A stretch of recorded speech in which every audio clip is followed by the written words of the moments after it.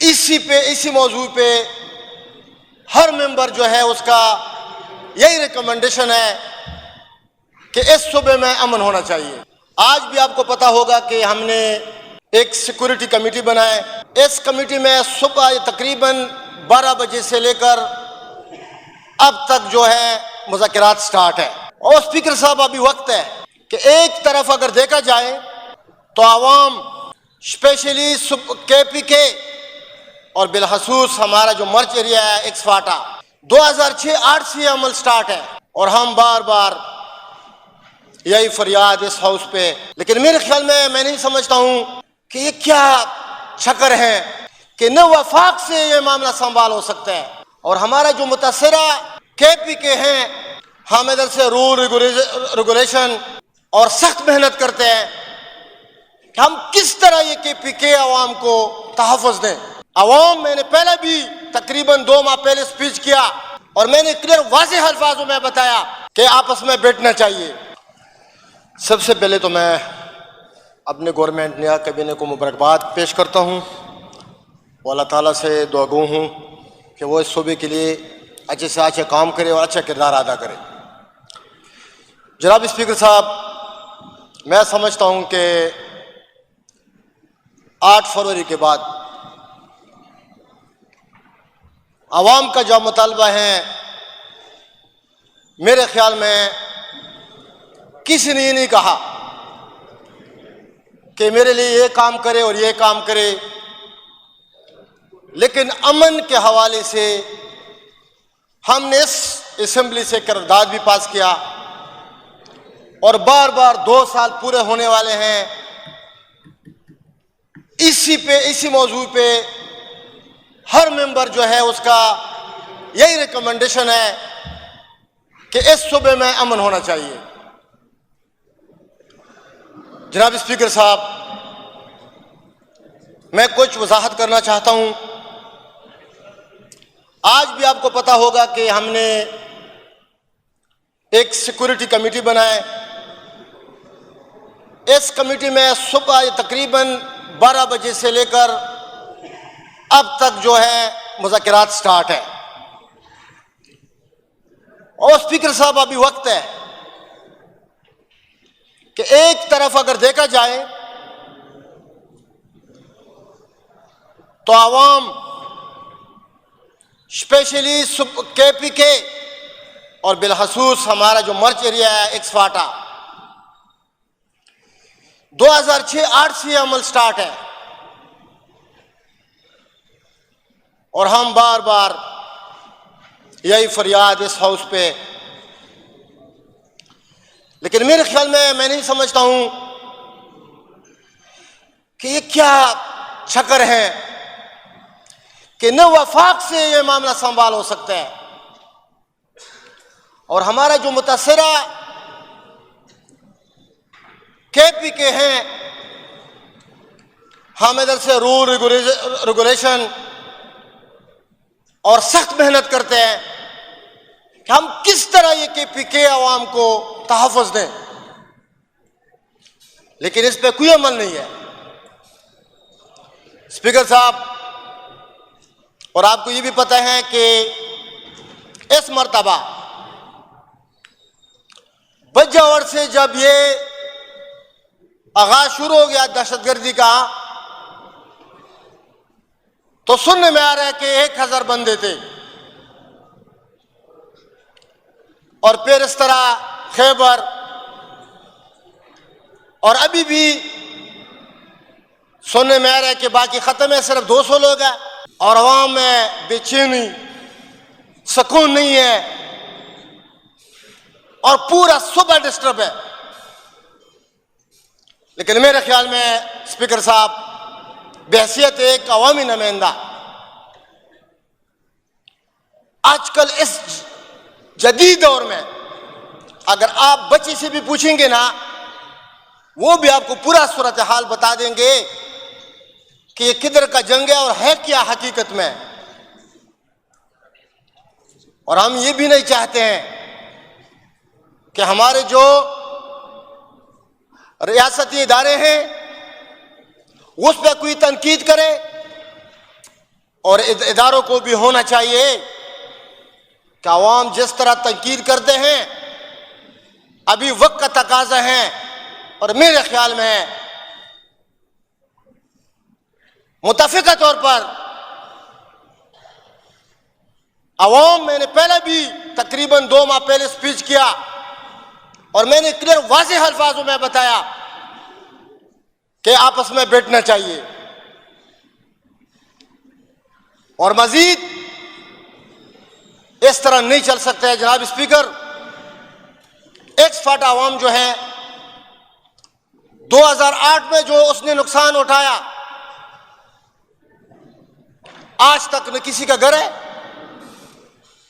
वो घर अभी तक नहीं बना। और इसके बाद अभी जो सूरत हाल है, हमने तो, मुझे समझ नहीं आ रहा है कि ये जो सूबा है ये किस तरह तरक्की करेंगे। स्कूल बंद, हॉस्पिटल बंद, और अभी अभी जो बजवड़ का वाक़या आ गया, या खैबर में, या हमारा औरंगज़ेब में, या कुर्रम में, या शुमाली वजीरिस्तान, जनूबी वजीरिस्तान में, आप इस हुकूमत बनने के बाद आप थोड़ा स्टेटमेंट निकालें कि इस चीजों पे हमने कितना पैसा खर्च किया, और आगे हम तरक्की का ख्वाब देखते हैं कि रोड बनाए, स्कूल बनाए, कॉलेज बनाए। नहीं हो सकता है जब तक ये जो दहशतगर्दी है ये खत्म नहीं होगा। हमारे जो इलाके हैं वो तरक्की नहीं कर सकते।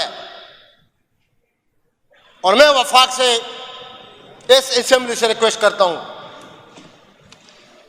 हम इधर सियासी तकरीर नहीं करेंगे, लेकिन हकीकत बताएंगे कि 3.5 साल 4 साल में जब वफाक में इमरान खान का हुकूमत थी, तो क्यों ये चीजें कंट्रोल थी? हर चीज कंट्रोल, न ड्रोन अटैक हुई, मजाल नहीं था कि उसके हुक्म के बगैर कोई परिंदा भी पार कर सकता है एक से इलाके में। और आज वफाक भी बस है, वफाक के पास कोई ताकत नहीं है कि वो ये हालात कंट्रोल करे। मेरे दोस्त ने अभी तकरीर किया, आदिल साहब ने, कि होना चाहिए कि हर सूबे को 18 तरमीम के बाद जो उसका हक है उसको मिलना चाहिए। और उसने ये बात भी किया पुरजोर कि अदालतों को इख्तियार दे दे ताकि वो अपना सही फैसला करे। इस वक्त स्पीकर साहब जो सूरत हाल है ये नहीं चल सकता है। फिर आगे से उंगली उठाते हैं कि जो एक्स फाटा अवाम है उसमें दहशतगर्द लोग बहुत ज्यादा है। ये किसने बनाया?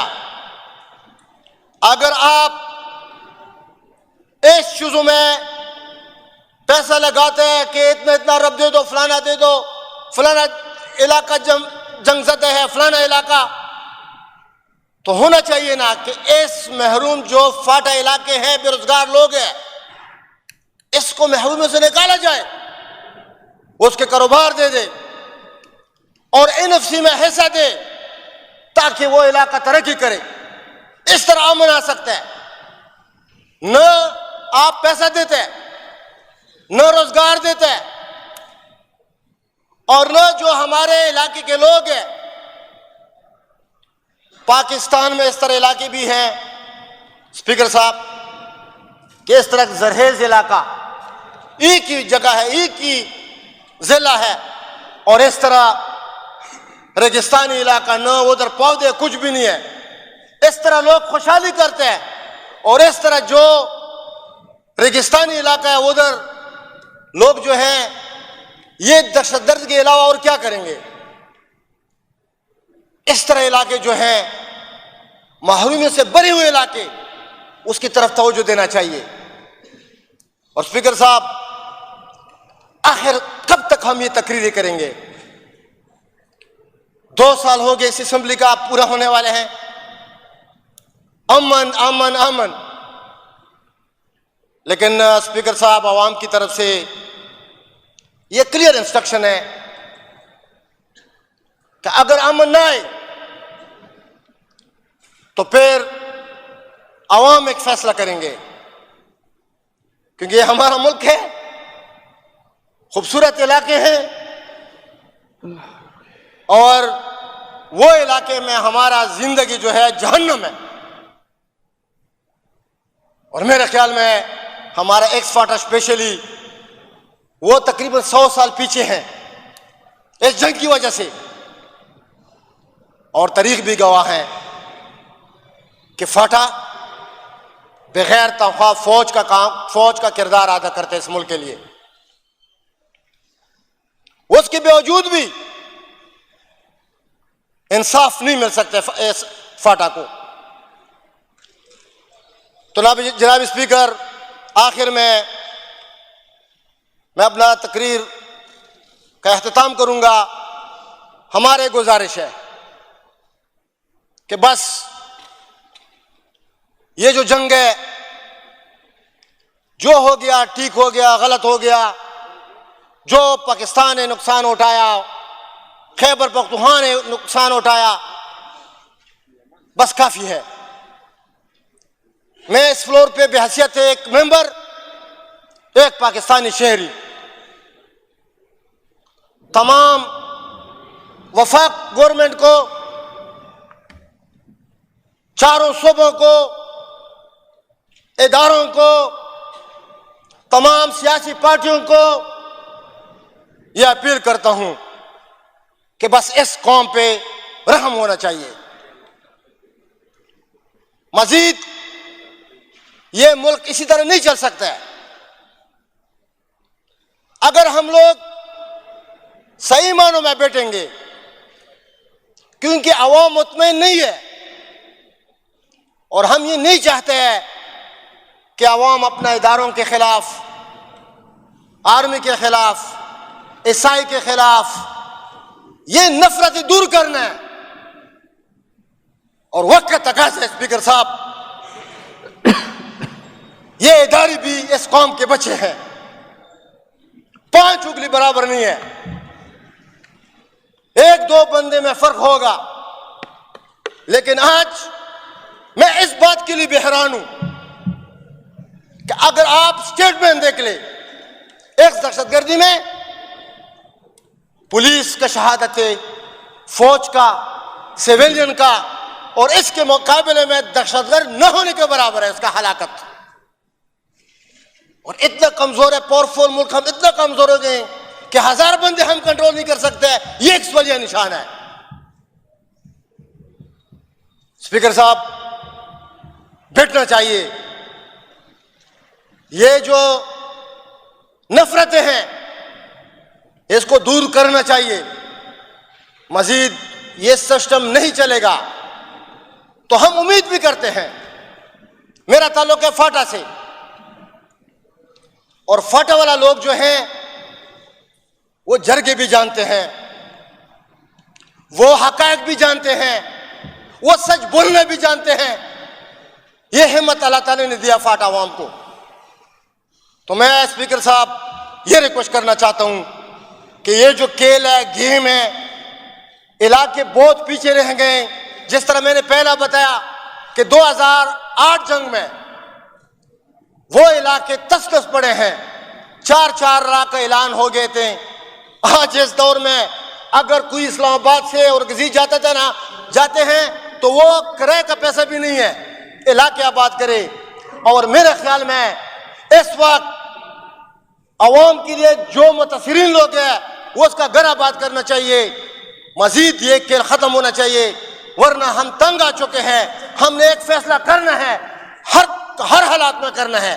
तो अपोजिशन वाला भाई को मैं रिक्वेस्ट करता हूं, आप ये हमारा मजमूई बात है, ये सिर्फ आपके नहीं है ना हमारा है, इस सूबे का मसला है। आप लोगों के लिए भी होना चाहिए कि इसमें खूबसूरत किरदार अदा करे ताकि ये सूबा तरक्की करे। थैंक यू जी। सुरेश कुमार।